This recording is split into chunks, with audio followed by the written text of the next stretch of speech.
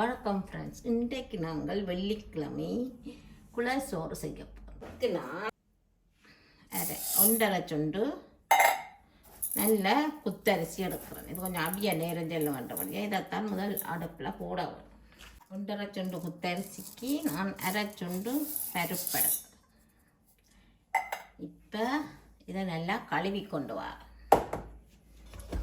இப்போ 3-4 தண்ணியில் நல்லா கழுவிட்டேன். ஏன்னா இதை வடிக்காதபடியாக நல்லா கழுவ வேணும். கழுவிட்டு சட்டியில் போட்டுட்டு தண்ணி ஊற்றுவோம்.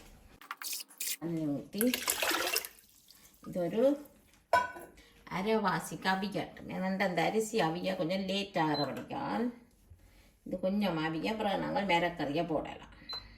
நல்லா அவியட்டும் பார்ப்போம். கொதிச்சு அவியட்டும் பார்ப்போம். இப்போ அரைவாசி அரைப்பதம் அவிஞ்சிட்டு இனி நாங்கள் என்ன செய்வோம் என்றால் கறியெல்லாம் போட தொடங்குவோம். மிரக்கறியல் கத்தரிக்காய்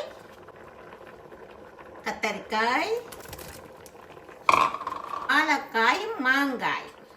இது வாழைக்காய், இது மாங்காய். என்ன மிரக்கறி விருப்பமோ எல்லாம் போடலாம். உருளைக்கிழங்கு, இது கேரட். ஆரோக்கியமாக பாருங்க, எல்லாம் ஆரோக்கியம். எண்ணெயில் பொரிக்காமல் கொள்ளாமல் ஆரோக்கியமாக இப்படி செய்து சாப்பிட்டா ஆரோக்கியம் தானே. இது லீக்ஸ், இது தக்காளி பழம். அதுக்கு பிறகு வெங்காயமும் பச்சை மிளகாய்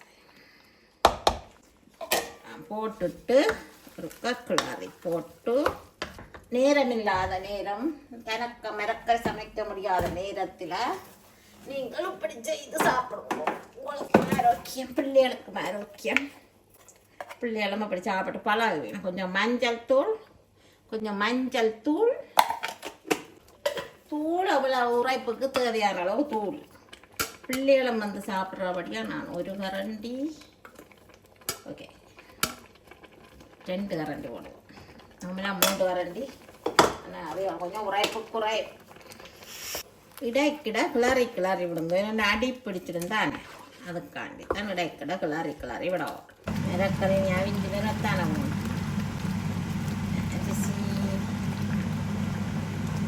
அரிசி அவிய வேணும்.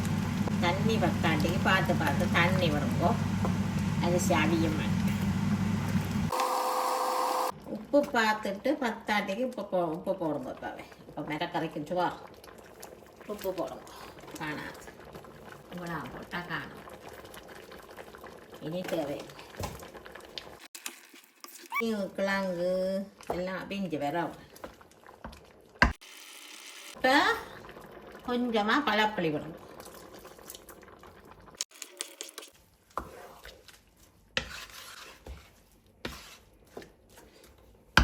தயிர் முடுறபடியா காணும் பழப்புளி. இப்போ பாருங்கோ கிழங்கா வெஞ்சிட்டோண்டு வா. கிழங்கு இன்னொரு சொட்டு நேரத்தில் அரிசி அவிஞ்சிட்டோண்டு வா. அரிசியும் அவிய வேணும். அவிஞ்சாத்தான் நல்லா. உப்பு புளி காணுமாவா. உப்பு போடலாம். உப்பு தேவைப்படுது. சொட்டு உப்பு போடுறோம். நாங்கள் உரலுக்கு சீரகம் பாருங்க. இது மிளகு, இது போட்டு இடிச்சுட்டு இதுக்கு இனி உள்ளியும் போட்டு இடிக்கும். சீரகமும் மிளகும் இப்படி குத்தி போட்டேன். இனி இதுக்கு உள்ளியையும் போட்டுட்டு குத்தி போட்டு போடணும். அப்போ தான் சமிப்பாட்டுக்கு நல்லா கொஞ்சம் தண்ணி விடுவோம். ஏன்னா அப்போல்லாம் கொஞ்சம் அரிசி அழிஞ்சு குழைவாயிடும். கொஞ்ச நேரம் அவிய குழஞ்சாத்தான் நெல்ல. இப்போ வேறுங்க இடித்து வச்சமல்லோ அந்த மிளகு உள்ளி நச்சில முடிச்சம் அதை போடும். அந்த கிளவையை உள்ளி மிளகு சீரகம் குத்தி போட்டது எவ்வளோ வாசம் பெருகுது. வேறு நல்ல வாசனையாக இருக்கு. ஒரு 2 கொதிலாம் முடிஞ்சு. இப்போ உப்பு புளிப்பா எல்லாம் கணக்கு. தயிரும் கூட நல்லா சொட்டு உப்பு போடலாம். சொட்டு உப்பு போட்டுட்டு அடுப்பை குறைச்சி விடுங்க. எனக்கு குறைச்சிட்டு இந்த தயிரையும் விடுங்க. பால் விடையில் பாலுக்காண்டி நான் தயிர் விடுவேன். முடிய தாளித்து போட்டால் சரி. இதுதான் பதம். இங்கே பாருங்க இப்படியான இது பதம் வந்த உடனே அப்புறம் இந்த குத்தரிசி தானே இந்த வைக்கையிலே இதான் கொஞ்சம் நேரம் ஒரு கொதி விட வேற சூப்பராக இருப்பேன். இனி தாளித்து தான் போடுவோம். தாளித்து போட்டால் தான் நல்ல. இப்போ பார்ப்போம். தயிரும் விட்டா அப்புறம் நல்ல டேஸ்ட்டாக இருக்குது. இதுக்குன்னு தாளித்து போட்டால் சரி. தான் எங்கட குலசோறுண்டியான் சாப்பாடு. ஒரு கொதி விரட்டும் நிப்பாட்டுவோம். இப்படி தளண்டு இருந்தால் தான் அப்புறம் இறுகி வர நல்லா இருக்கும். வாழைக்காய் பொரியல் இது குலசோத்துக்கு பாருங்க. அப்பளம் மிளகாய் நல்ல டேஸ்ட்டாக இருக்கும். சேர்த்துச்சாக்கு நல்லெண்ணெய் ஊற்றி தான் தாளிக்கிறேன். இப்போ தாளிக்கிறது பாருங்கோ. தாளிக்கிறதுக்கு கடுகு போட்டு வடிக்க விடுங்கோ. கொஞ்சம் உளுத்தம்பருப்பம் போடுங்கோ. நல்ல டேஸ்ட்டாக இருக்கும் வாசனை. என்னட்டு கருவேப்பிலை இல்லாத பட்சத்தில் வெங்காயம் போடுறேன். சின்ன வெங்காயம், பெருஞ்சீரகம் கொஞ்சம் போடுங்கோ.